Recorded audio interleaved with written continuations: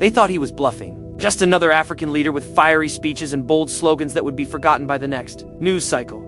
That's what they believed about President Ibrahim Traoré of Burkina Faso, a man many in foreign capitals saw as too young, too inexperienced, and too isolated to truly challenge the global order. But last Thursday, at exactly 7 o'clock in the morning, that belief shattered. By nightfall, the tremors from Ouagadougou could be felt in Paris, Tel Aviv, Washington, and in every foreign embassy across West Africa. This was not a military coup. This was not a street uprising. What happened was precise, calculated, and deeply symbolic. It was a declaration.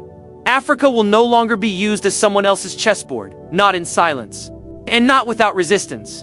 It began without a single headline. There were no rumors, no leaks to the press. Instead, the morning air in Ouagadougou carried the low growl of military trucks making their way through the quiet streets. The convoy stopped in a small business district on the eastern edge of the city. Dozens of armed soldiers stepped out, surrounding a plain, unmarked office building. There was no fanfare, no shouting, only disciplined precision. Inside, teams moved quickly, securing encrypted phones, dismantling computer servers, seizing stacks of files, and taking hard drives that hummed with classified data. On the outside wall, a small plaque displayed the name of a supposedly neutral telecommunications company. But Traoré's government had confirmed the truth. This was no ordinary business. It was a covert Israeli-backed data operation, quietly harvesting intelligence across West Africa. This was target number 1. By 9 a.m., the operation expanded. 6 more companies, all linked to Israeli defense and surveillance networks, were raided in simultaneous coordinated strikes. In each case, their infrastructure was seized, their networks dismantled, and their bank accounts frozen. There were no warnings, no polite diplomatic notes, no negotiations. The sweep was total. At precisely noon, President Ibrahim Traoré appeared before the national press. His voice was calm, his tone deliberate. He said only one sentence: "Africa is not your blind spot anymore?" And then he walked away. No further explanation. For those who understood the context, no explanation was needed. By sunset that same day, every Israeli defense and surveillance contract in Burkina Faso had been cancelled immediately and without review. Drone programs, cybersecurity systems, and intelligence sharing frameworks that had been quietly built over more than a decade were terminated. Access to sensitive networks was cut. Foreign advisors with undeclared security backgrounds were quietly escorted out of the country. NGOs suspected of working with foreign intelligence agencies were given 24 hours to vacate their offices. Some were empty by nightfall. Diplomats with known intelligence ties were declared persona non grata and removed. Without public announcement, not a single bullet was fired. Not a single life was lost. It was a clean, silent dismantling of an invisible network. The world began to notice. Within 72 hours, the shockwaves spread across the region. Mali announced it was freezing all Israeli military technology imports. Guinea suspended joint cyber projects with foreign contractors.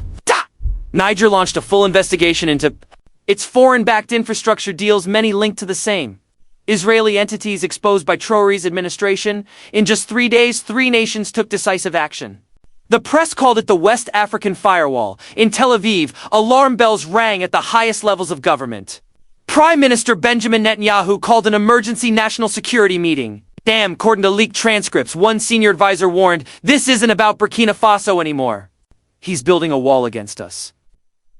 But the foundation of a new geopolitical doctrine, African media outlets began using the term the Traoré Doctrine. It described a strategy built on 3 principles.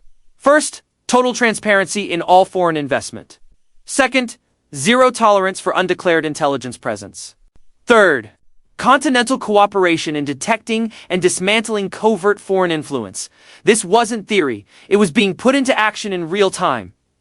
On the streets of Ouagadougou, the reaction was immediate and passionate. Crowds gathered outside the presidential compound in celebration. Young men waved national flags. Mothers sang traditional songs. Students held homemade signs that read, "Africa is not for sale."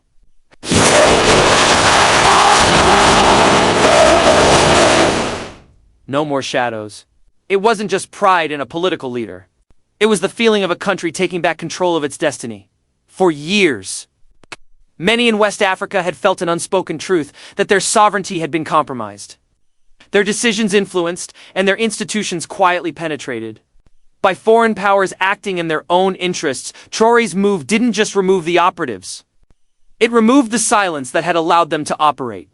This was not anti-Western sentiment for its own sake. It was about self-respect. It was about drawing a clear line between cooperation and control, and across the continent others were watching. Closely, the African Union began drafting a resolution affirming that the right to resist covert foreign interference is a fundamental element of sovereignty. 6 West African nations started work on a shared blacklist of foreign corporations involved in surveillance, data mining, and political manipulation, with Israeli-linked firms at the top. For the first time in modern African history, nations were building a continental firewall not just against cyber attacks, but against foreign dominance itself. The stakes were enormous. For Israel, military and tech exports to Africa represent billions in annual revenue. For Western governments, intelligence sharing through African intermediaries has been a key tool for controlling migration, tracking resources, and influencing elections. Burkina Faso's action threatened all of it. Yet, in the days after the crackdown, there was no market panic, no diplomatic collapse. Instead, there was clarity, discipline, and a doctrine with teeth. By the end of the week, the question had changed. The world was no longer asking, "What is Traoré doing?" It was asking, "Who will follow him next?" Foreign NGOs quietly closed offices. Foreign contractors began reevaluating their presence. And in intelligence circles from Washington to Brussels, one truth was becoming clear: if even 2 or 3 more African nations adopted the Traoré Doctrine, the operational map for covert influence across West Africa would collapse. They thought he was bluffing. They thought he was too small to matter. They thought he'd stand alone. Instead, he became the blueprint. And now, the world is watching, not with indifference, not with mockery, but with awe. And perhaps a little fear. Because when one nation rises, others remember they can.